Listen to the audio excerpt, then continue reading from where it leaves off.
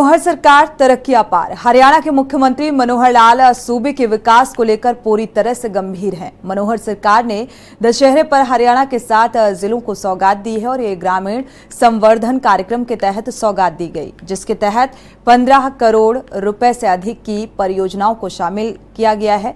चरखी, दादरी, हिसार, कैथल आदि जिलों की परियोजनाओं को सरकार की मंजूरी मिल गई है। देखिए।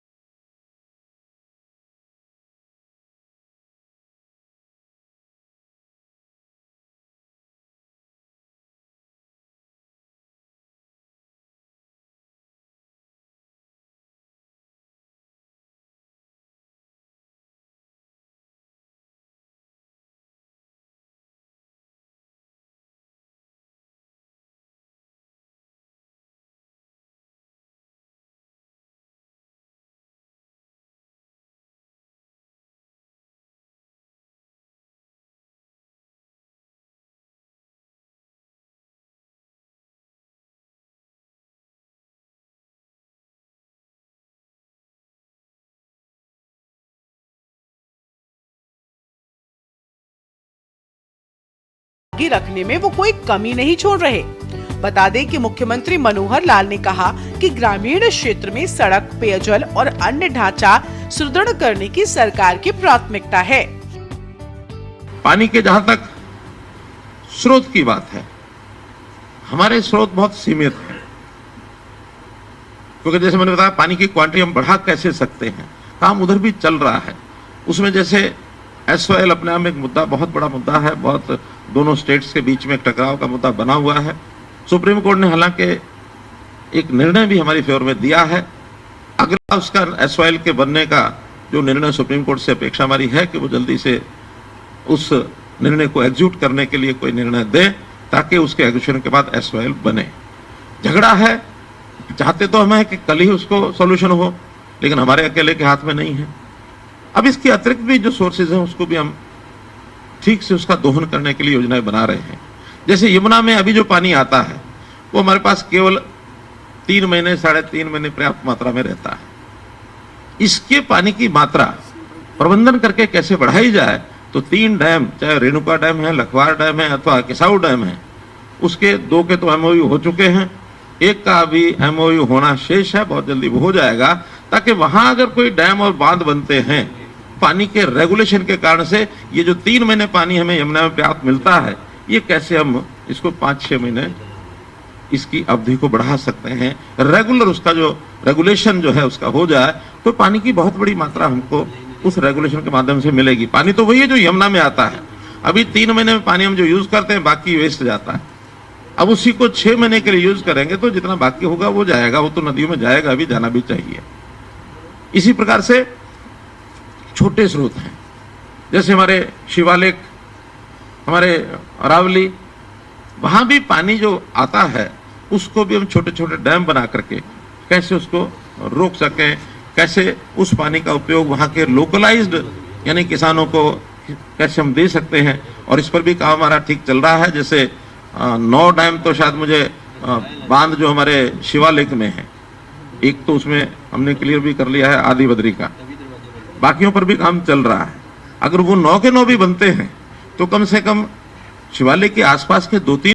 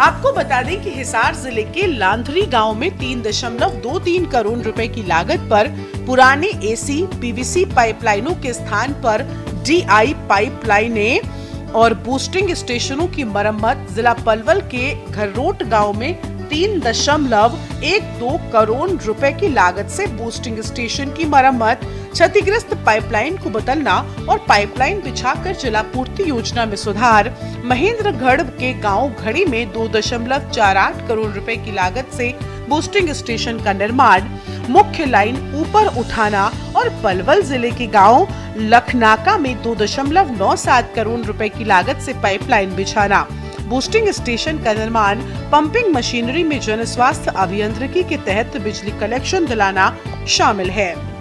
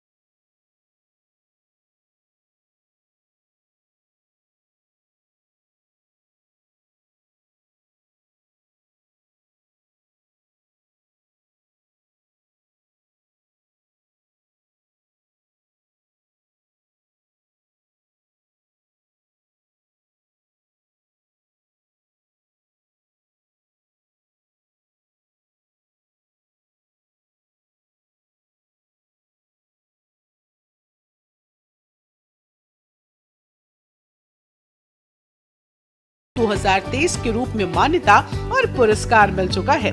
बता दें कि ये गांव पारंपरिक खेती, बागवानी, खाद और जल संरक्षण को प्रदर्शित करने वाले फार्म टूरिज्म के लिए जाना जाता है। तालाब के आसपास के आकर्षणों में भिंडावास वन्यजीव अभयारण्य, सुल्तानपुर पक्षी अभयारण्य, हरि वन औषध वाटिका और नवग्रह वाटिका शामिल है, जो जैव विविधता के हॉटस्पॉट से घिरे हुए हैं। तालाब गांव ने दूसरों के लिए अनुसरण करने के लिए एक मानक स्थापित किया है, क्योंकि इसके सर्वश्रेष्ठ पर्यटन गांव प्रतियोगिता के 9 स्तंभों में सर्वश्रेष्ठ मामलों का प्रदर्शन किया।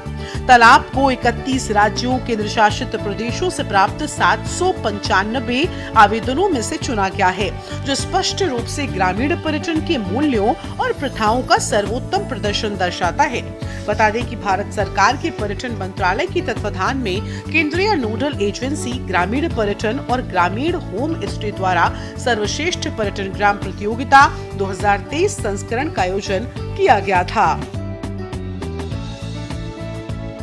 बता दें कि मुख्यमंत्री मनोहर लाल ने फार्म टूरिज्म पोटेंशियल पर सेमिनार और होम स्टे विकास कार्यक्रमों के माध्यम से ग्रामीण पर्यटन को बढ़ावा देने के लिए विभिन्न कार्यक्रम शुरू किए हैं। ये कार्यक्रम टिक्कर ताल, मोरनी हिल्स, पंचकुला में शुरू हुए और जल्द ही गुरुग्राम, यमुनानगर, रेवाड़ी आदि स्थानों तक पहुंच गए।